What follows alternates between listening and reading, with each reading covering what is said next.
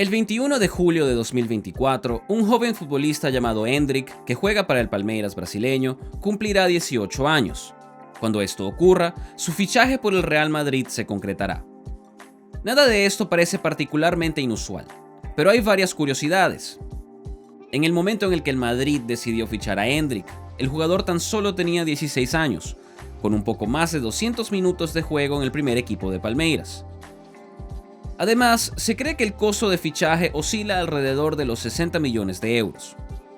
Pagar por un jugador de 16 años y con poca experiencia, más de lo que se esperaría pagar por gran parte de los futbolistas profesionales en el mejor momento de sus carreras, suena arriesgado. Pero es una filosofía que el Real Madrid ha seguido por algunos años. Entonces, ¿por qué uno de los clubes más grandes del mundo adopta esta estrategia para desarrollar jugadores jóvenes? Y lo más importante, funciona. Un punto de inflexión en la política del Real Madrid de gastar más en futbolistas jóvenes fue el fichaje de Martin Ødegaard, el juvenil noruego que llegó al club con 16 años, costando alrededor de 4 millones de euros. Casi nada comparado con lo que se paga hoy en día en el mercado de fichajes. La carrera de Ødegaard en el Madrid fue decepcionante. A pesar de convertirse en el jugador más joven en debutar con el primer equipo, con 16 años y 157 días, pasó casi toda su estadía lesionado o cedido, antes de ser transferido al Arsenal por 35 millones de euros, más otras primas de objetivos. Lo que no fue decepcionante sobre Ødegaard en el Real Madrid fue su salida. Luego de amortizar los 4 millones de euros que costó su fichaje durante los 3 primeros años de su contrato, la cantidad que pagó el Arsenal por él fue solo ganancia. Nada mal para un jugador que solo jugó 11 veces con el primer equipo del club en 5 temporadas. Con ese retorno de la inversión, no era sorpresa ver a otros jugadores jóvenes llegar al Bernabéu por montos cada vez mayores. En 2017, el Real Madrid pagó la cláusula de rescisión de 24 millones de euros de Theo Hernández para traerlo desde el Atlético.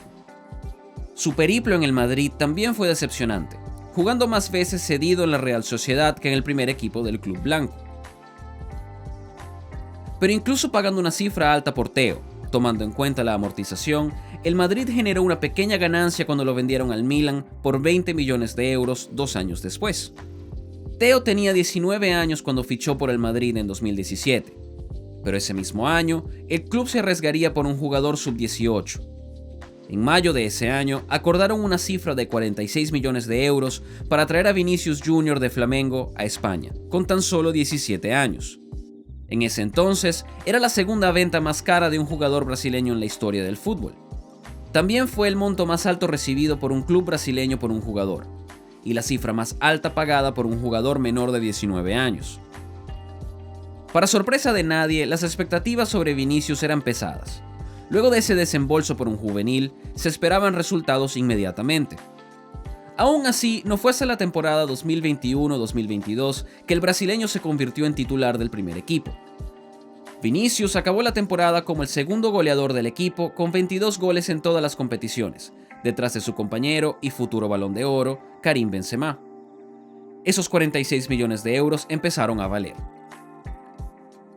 La llegada de Endrick al Real Madrid es solo la próxima en una larga lista de fichajes caros y con mucho potencial, que comenzaron 5 años atrás. Pero el fichaje de Vinicius por el Madrid es el verdadero punto de inflexión, porque en 2017 se llevaron a cabo 2 fichajes importantes. En primer lugar, Neymar dejó Barcelona y fue al PSG, por una cifra récord de 222 millones de euros. El mercado de fichajes no sería el mismo después de esto. Pero Neymar no fue el único que llegó a París ese año. Con 18 años, Kylian Mbappé se unió al PSG como cedido, con una cláusula de compra de alrededor de 180 millones de euros. Aunque intentaron traer a Mbappé al Bernabéu, el Real Madrid no podía competir. Tenían que cambiar su estrategia. Y como no podían competir por jugadores ya consolidados, su mejor opción era fichar futbolistas para desarrollarlos. Esto implicaba un riesgo financiero, pero era uno que el club veía cubierto por los mismos jugadores que estaban fichando. La realidad era que incluso con los jugadores excepcionantes apenas cubriendo sus propios costos, quienes tuvieron éxito los compensaban con creces. Ese verano, Matt Wiltse, el editor general de la revista Managing Madrid, calculó que los 22 jugadores menores de 23 años que llegaron al Real Madrid desde el fichaje de Martin Ødegaard costaron un total de 460 millones de euros aproximadamente.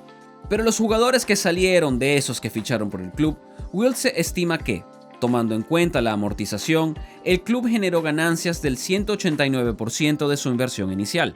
Entonces, desde una perspectiva económica, esta filosofía de desarrollo de jóvenes está funcionando. Por supuesto, el Real Madrid está menos preocupado por el factor económico que por la calidad de los jugadores que están trayendo, para seguir compitiendo al máximo nivel del fútbol europeo. Esos miedos son fácilmente dispersados viendo la plantilla del Real Madrid. Eduardo Camavinga, Federico Valverde, Aurelien Tchouaméni, Vinicius Jr. y Rodrigo. Todos estos jugadores fueron fichados muy jóvenes, pero lograron llegar hasta el primer equipo blanco. ¿Podría Endrick unírseles? Es muy pronto para saberlo, pero si la historia nos ha enseñado algo, es que no sería una sorpresa. Si te gustó este video, por favor suscríbete a nuestro canal. The Athletic te trae el mejor periodismo deportivo del mundo y una experiencia personalizada que te conecta con los reportajes y los equipos que te interesan. Cubrimos 13 deportes, además de tener acceso directo a periodistas de clase mundial a través de entrevistas en vivo, discusiones y podcasts, sin publicidad alguna. Puedes probarlo gratis ahora por 30 días en el enlace en la descripción.